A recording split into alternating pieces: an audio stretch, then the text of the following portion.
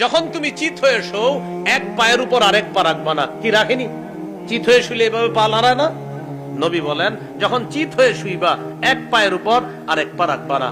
শিশুকেও শিখাবেন, ও যখন এইভাবে চিত হয়ে শুয়ে থাকবে, এক পায়ের উপর আরেক পা যেন না রাখে। শিশু মাঝে মাঝে উপর হয়ে শুয়ে থাকে, শিশুকে উপর হয়ে শুতে দিবেন না। আপনিও শুইবেন না, শিশুকে উপর হয়ে শুইতে দিবেন না। হাদিসে আসছে উপর হয়ে শোয়া এটা জাহান্নামীদের শোয়া। তাহলে এইভাবে শুইলে পায়ের উপর পা রাখা যাবে না, আর উপর হয়ে শোয়া যাবে না, কেননা ওটা জাহান্নামীদের শোয়া। আল্লাহ আমাদেরকে কথাগুলা মনে রাখার তৌফিক দান করেন।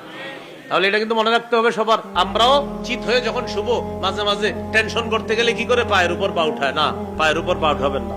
নবীজিরা নিষেধ করছে। এটা শৈশব থেকে শিশুকে আমরা শিখাবো। 15 নাম্বার, বুখারীর বর্ণনায় আসছে লিউনইলহিমা জামিআ আও লিউহফিহিমা জামিআ।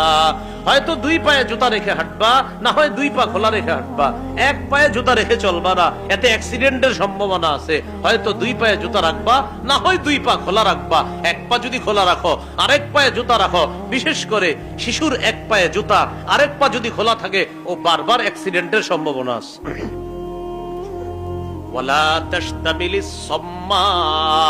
নবী বলেন এক কাপড়ে পুরো শরীর ঢাকবা না। মানে আপনার শরীরে আর কোনো কাপড় নাই, একটা দিয়ে পুরো শরীর ঢেকে ফেলছেন।